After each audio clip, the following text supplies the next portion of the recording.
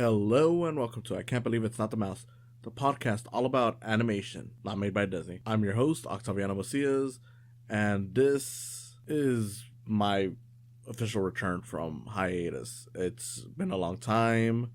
I know I wasn't planning to take it that long. I mean, originally the hiatus was just for the strike. Pretty much there was like the whole actors and writer strike, and I chose to put my show on hiatus and support of that, even though I had really nothing to do with it. But I figured, okay, might as well. Then a lot of things ended up happening, and it just never felt right to get back pretty much until now. So yeah, it's been a long time, and I thought about doing something big for the return. Couldn't really find anything to really match that, and ultimately I decided, you know what, I'll just do something I wanted to talk about, rather than focusing on some grand return, which is the fantastic Mr. Fox. Hey, before we get this video started, I just want to say thank you for coming on, and if you enjoyed this video, like it, comment below for whatever reason you have, whether it's a question or you just want to give a shout out or just whatever. And if you've been watching a few of my videos, why haven't you subscribed yet? I mean, I'm sure some of you already have, but if you haven't, please consider subscribing. It won't hurt. It will get you more of my content. And if you really want to see some more stuff, ring that bell. Again, thank you for coming on, and I hope you enjoyed the video. I don't want to delve too much into why I was on hiatus. Like I said, a lot of personal stuff came up. It wasn't intended to be this long, because the last episode I did was back around July, I believe. Might have been around August, but I know there was a couple of episodes that were made, some of which by the time you're watching this have already aired. Others just completely scrapped. I'm not planning to release them, just because one of them was pretty much about the whole treatment of the animators for Spider-Verse. I just felt like, why bother releasing it now? Not that that stuff isn't important, but it's kind of like everyone's already said their piece. What can I add to it from an old video that isn't going to be relevant anymore? The other one was me doing pretty much a review of sorts of the Smiling Friends. Decided not to share that just because it was kind of hastily done. It was one of those where it's like, okay, I just have to get something done right away, and I will occasionally do that. I'm gonna try to do it, much better than just, me rambling on with nothing to it. I do want to deliver some quality to you guys, but I'm not exactly interested in just throwing anything out, and that's pretty much why I decided to hold off on showing that one. But yeah, that's pretty much all it is. I don't know. I do plan to do these more regularly as they were before, but my goal is still pretty much the same. For those of you who are new to this, or maybe you need a refresher, my whole point of this show is, yes, I'm talking about animation, mostly movies, not made by Disney.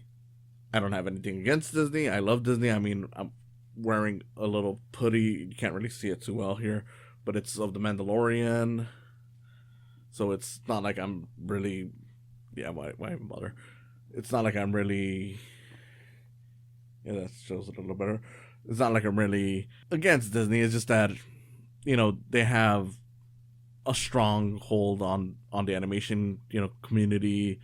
Everyone knows Disney movies, even like the obscure ones, are pretty much generally more known than an average non-Disney animated film. So I figured, why not highlight the stuff that's not from them? I will highlight popular stuff every now and then, just because of course you need some of that to get some people's interest. But my goal is, of course, to focus on the stuff that doesn't get enough love. So yeah, Disney's pretty much out of the topic. I may do some special episodes every now and then that focus on some Disney stuff, but on the whole, it's not really the focus of this podcast. Kind of a side note, just because I'm seeing it right now. But if you need proof that I like Disney stuff, I even have the Star popcorn bucket from Wish a movie that I really hated. But yeah, with all that out of the way, so the episode today is me talking about Fantastic Mr. Fox, the Wes Anderson animated film that was nominated for Best Animated Film for 2009.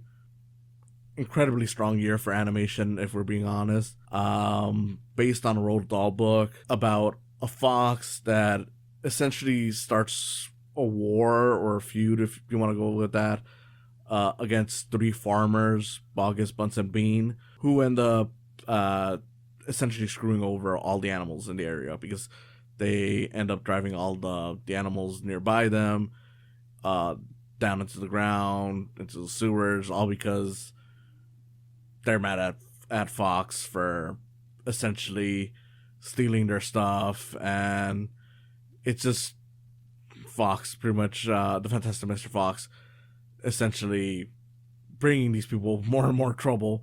So he's kind of an asshole in that regard. But yeah, that's pretty much the general plot. It's pretty simple, pretty straightforward. It's a lot of fun though, and you know, up front, I kind of always forget that this is based on a Roald Dahl book. Not that I want to say that it's different from the book, because I've never really read the book, and from the summaries I've read, it's like, okay, so it kind of gets it. I don't know how much of it is different beyond just, making a movie length and giving it that Wes Anderson style of like dialogue and whatnot. But it's definitely like, just taking the idea of the story. It doesn't sound like something that you would commonly find in a Roald Dahl book, at least like the stuff that I'm familiar with, which is Charlie and the Chocolate Factory, Witches, Matilda, all that stuff. Like the only thing that really makes it feel like a Roald Dahl, kind of story is just the fact that you have the three farmers who are these old mean men. One's fat, one's very thin, and one's short. Like that kind of stuff. It's like, okay, that's kind of reminiscent of the kind of stuff that you see in Roald Dahl books, where you have like the rude people who are, let's be honest here, drawn very ugly, and as we've come to learn, are pretty much anti-Semitic caricatures. Oftentimes, sorry for the dog barking. Oftentimes, it's just that it's like they're caricatures and whatnot, and that's kind of where it's the most reminiscent of a Roald Dahl story. But other than that, I'm like, I don't know. It doesn't really come off to me like as what I would expect from him. Again, maybe the movie's just that different, and if you were to read the book, it would feel more like his style. But I don't know. It definitely feels like a Wes Anderson movie. A lot of people have pretty much turned it into a joke and kind of mocked him for it, for his very specific style when it comes to the way he chooses to direct scenes, the way he, creates the sets, the colors, the dialogue, and all that stuff. I don't have a problem with it. I love any Wes Anderson stuff. Give me a Wes Anderson movie every 2 or 3 years, and I'm in. I mean, in all honesty, this was actually the first one that I had ever seen. I remember watching it back in like 2009, maybe 2010. I know definitely before the Oscars came up, I remember thinking this was the real best choice, even though it went to Up, and Up was the one that was also nominated for Best Picture. I was like, nah, I think this one's a little better. I mean, no disrespect to Up, but this one's a much better story, much better cast.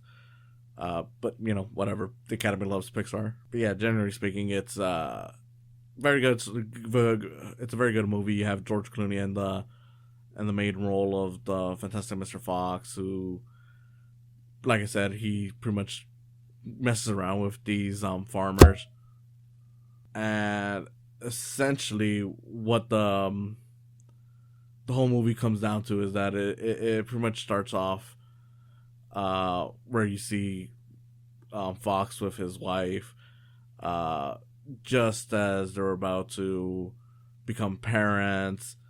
It skips 2 years later.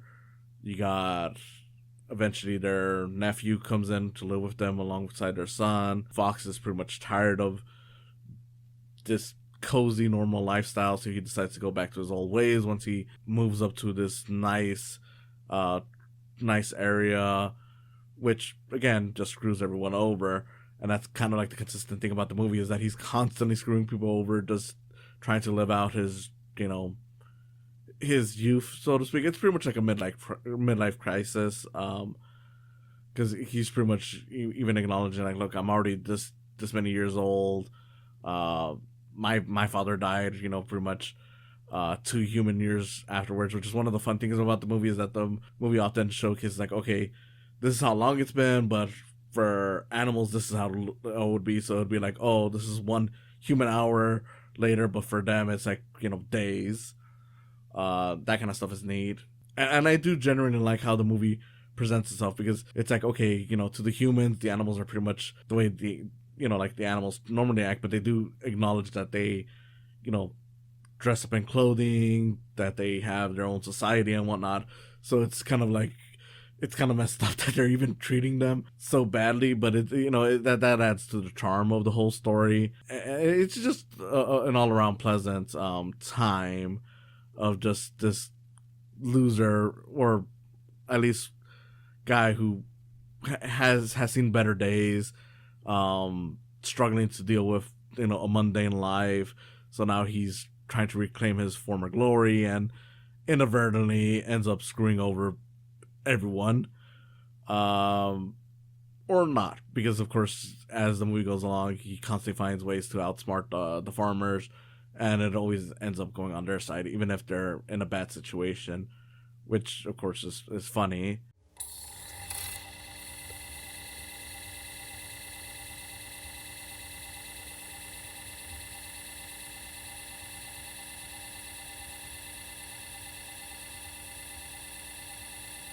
It's definitely something where you can just sit back and relax and watch and not even think too much about it. I could definitely see a lot of non-animation fans just watching this just for simple joy. But to me, my thing, what I really like about it of the movie is that of course it's never shying away from the fact that it's, you know, talking to adults.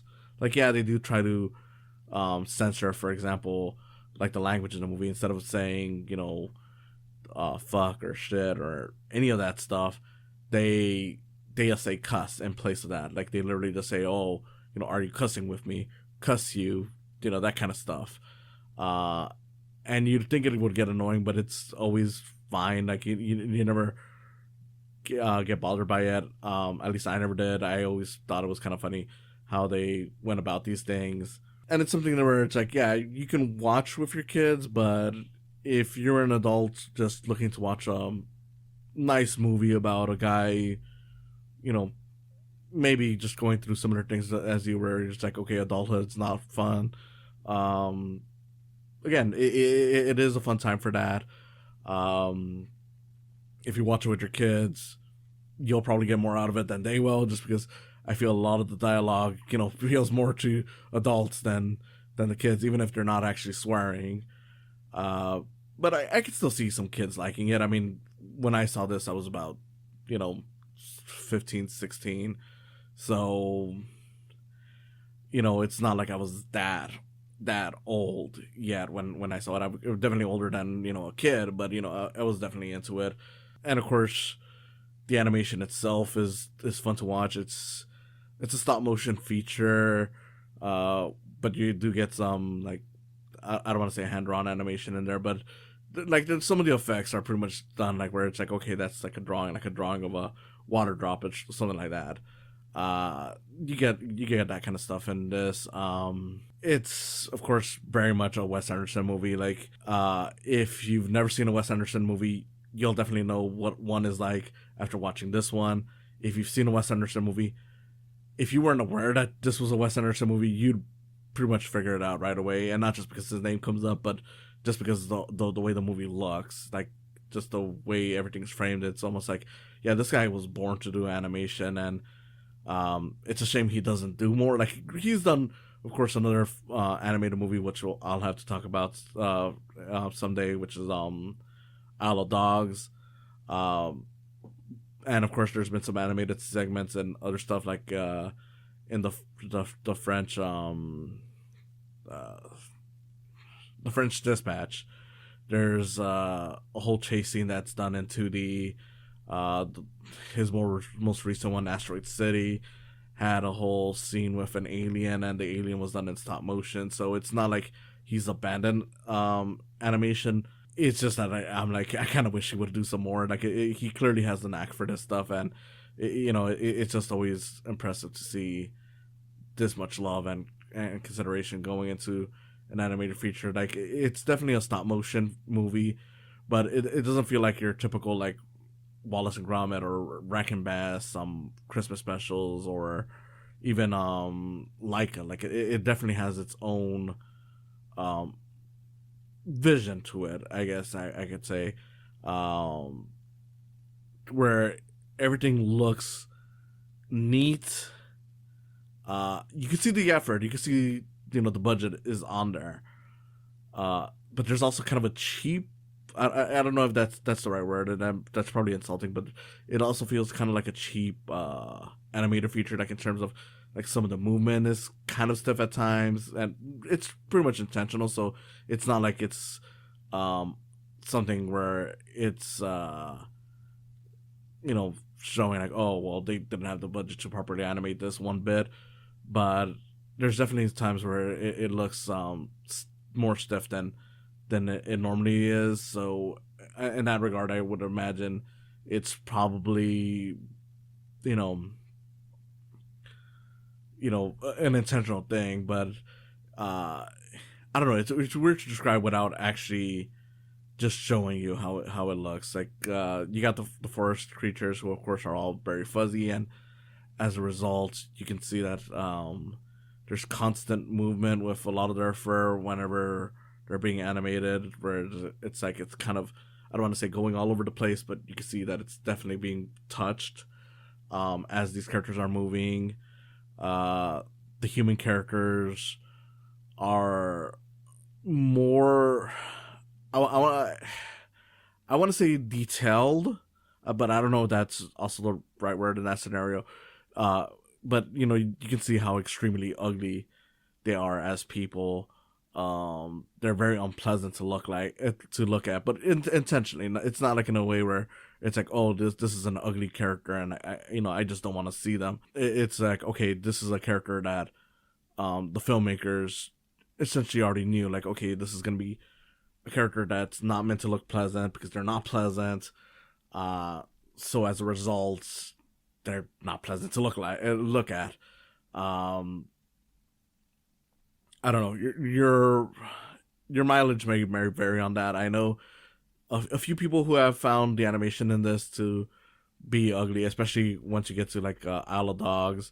Again, I'll talk about that one on another day. But I just find it charming and pleasant to look at. It's definitely different from like your Aardmans, but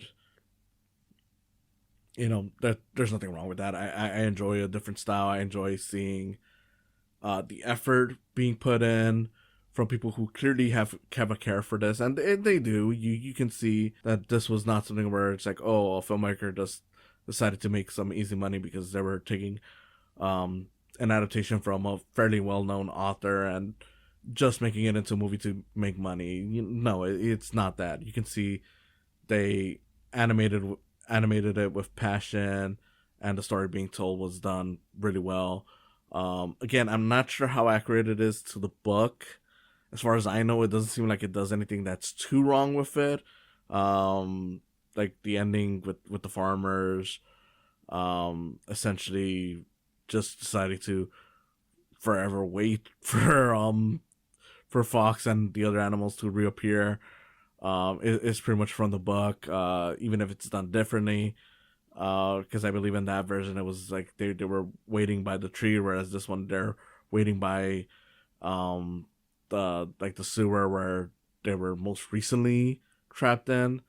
But yeah, I don't know. I really don't know whether or not it's too different. And regardless of it, it's a really good movie anyways. I mean, as far as I know, I've never heard anyone say that it's bad as an adaptation or anything like that, and it really isn't. By the sound of it, but there are people like that. yeah, I don't know what to say. You know, it's just a really fun movie. The animation's nice. The writing's incredible. I like the characters. You know, you got, like I said, the fantastic Mr. Fox himself, who's always getting into problems, but he kind of eventually figures out how to do stuff.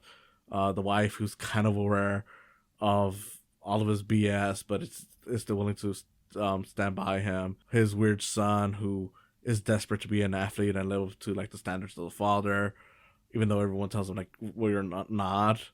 The nephew, who's like this shy boy who is pretty much like the perfect child. Like, you know, he's like, you know, polite. He knows karate. He, you know, is very agile, everything. And then you got just all the assortment of different animals that are there with them. You got probably the funniest one is Kylie, who is this opossum that um I don't know if he essentially is their stay-in butler. I kind of forget if they mentioned, because I know he basically started off working on in the house the Fantastic Mr. Fox originally buys, and he just goes along with anything that Fox does. But you know, that's a funny character. Bill Murray appears as this badger who pretty much sells him the house. He gets a lot of great moments.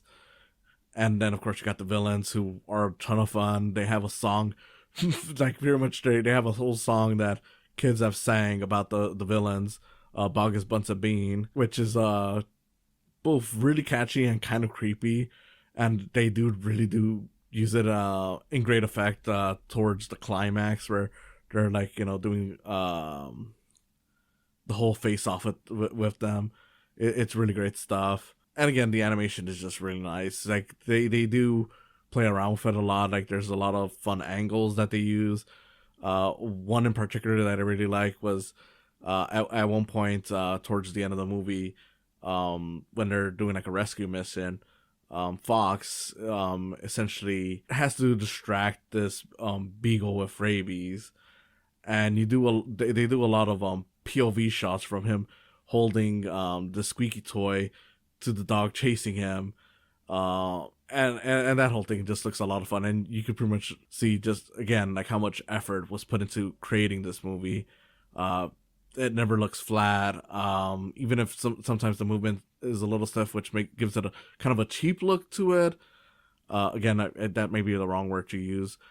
I think you know, it never really looks like it was made on, you know, on the cheap. Like it never really looks like they didn't think of putting any kind of effort into what they were doing, which again I just always appreciate. Just an incredible movie, and honestly, if you haven't watched it, go watch it. It's pretty widely available.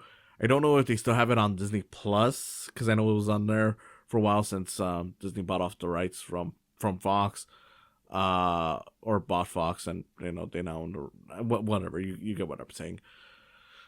But even then, it's a pretty easy movie to find. I mean, Criterion has it. It's, you know, it's available to purchase on streaming.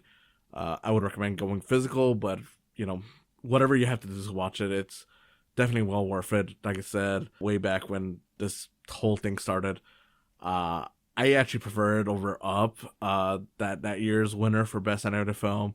No disrespect to Up, I get it, but if it were me, I would have put that as the winner, and I would have even nominated it for Best Picture. On the whole, wonderful time. It is definitely a joke now to say like, oh, Wes Anderson movies are pretty much all the same and whatnot.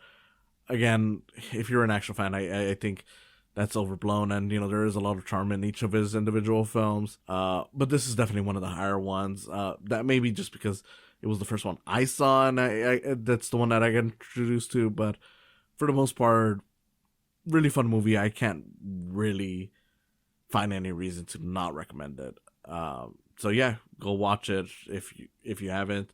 If you have, watch it again. It's definitely one of those movies that is always fun revisiting, and yeah, as a movie to return from a hiatus, it's definitely a fun one, and I hope I get to have another long run sharing movies like this, or you know, just animation in general with you guys. Thank you for listening. This has been Octaviano Macias, host of I Can't Believe It's Not the Mouse. See you later.